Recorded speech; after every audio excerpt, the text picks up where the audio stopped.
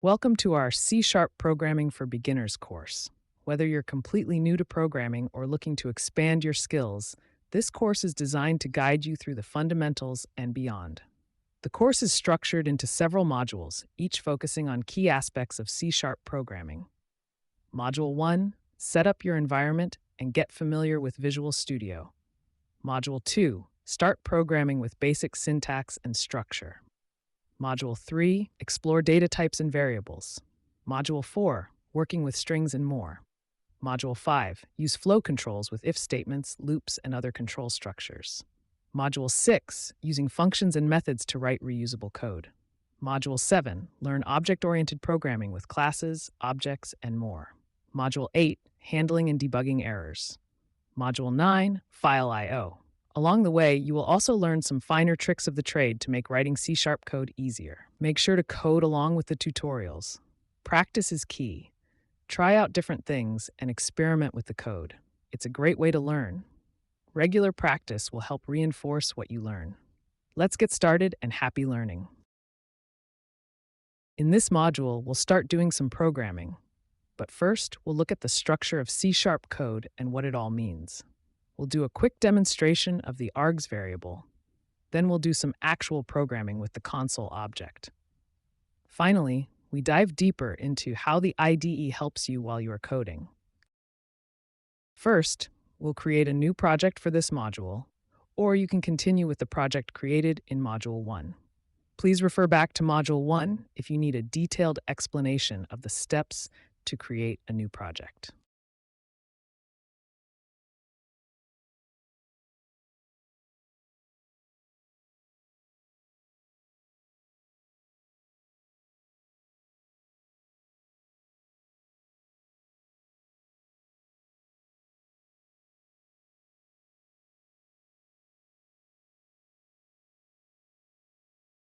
With the program.cs file open in the editor, let's take a look at the structure of a C# program.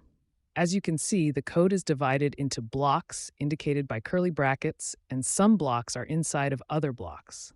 The first, most outer block is the namespace block. This simply says that everything inside this block belongs to the project MyModule2. The second block inside the namespace block is the class program. The word class means this is an object definition. C# is a pure object-oriented language, and the program object is the starting object in our application. Here we simply say this is what the program object should look like. It's a template containing all the functions, variables, and other code that will make up this type of object. We'll be going more in-depth into objects in a later module in this course. For now, simply note that the word class means I'm defining an object template with this name. The word internal is an access modifier. It means that this object can only be accessed internally in this project and not from any other project. Again, we'll discuss this in more detail in a later module. Inside our program block, we see that this object will have one function. In C#, we refer to this as a method of the object. The main method is also the starting method of your application. When the application runs, it will use the program object as the starting object and its main method as the starting method. There's a lot going on here in the method definition, and we'll discuss this in more detail in the module on functions and methods. For now, it's just interesting to see that the main method can accept some arguments. Some data can be passed into the method.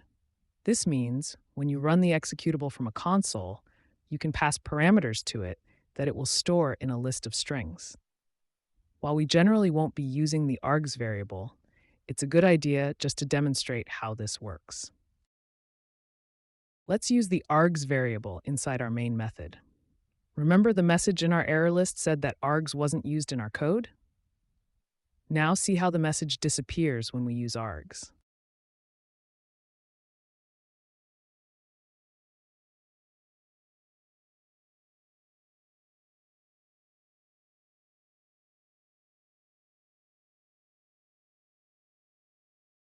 We will build our application to generate an executable file and check that there were no errors.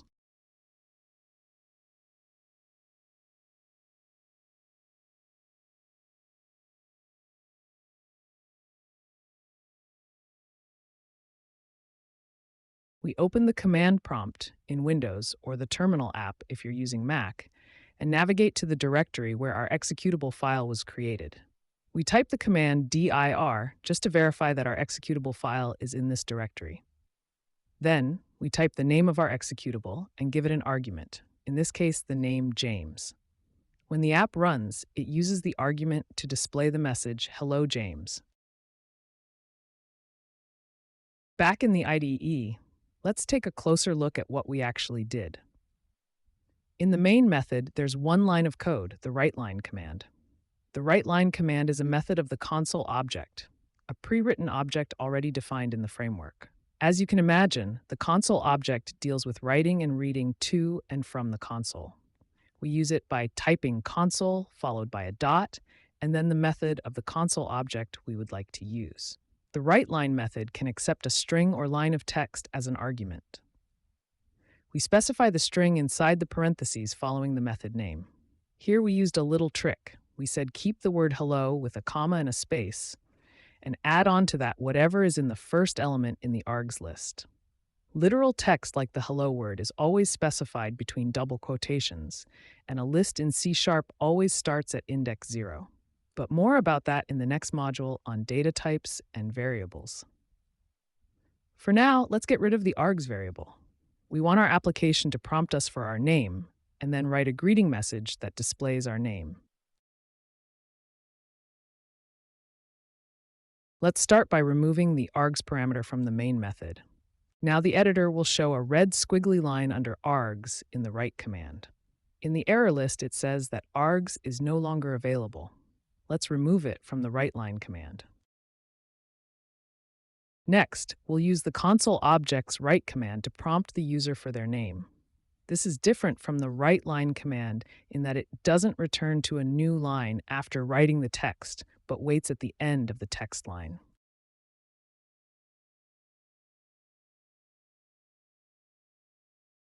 We'll create a string variable to hold the name value when we use the console object's readLine method to get user input from the console.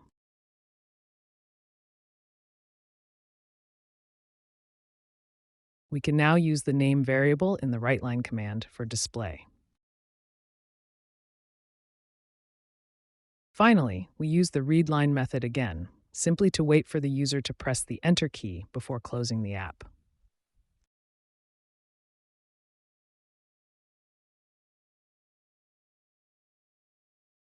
When you run the application, it will prompt you for your name.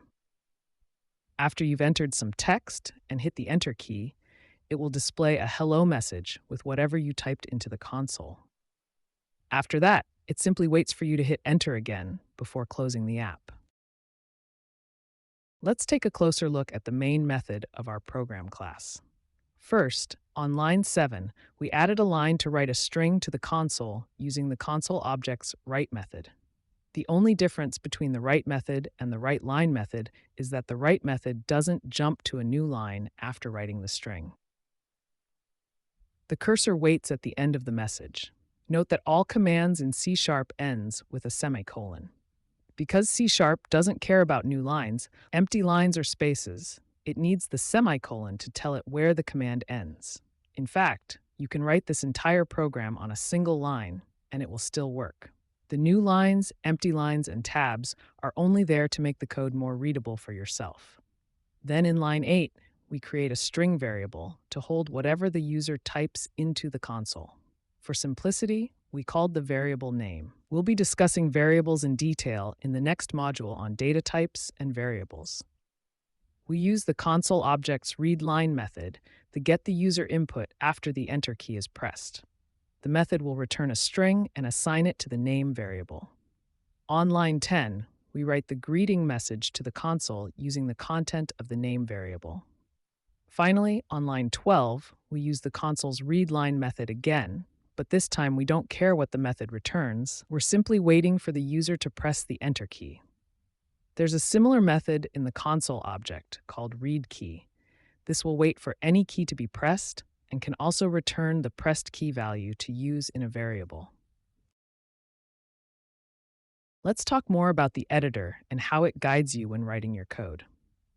Here, We just added an empty line after the line 8. Notice how the editor placed a yellow rectangle on the side, showing you that the source code has changed.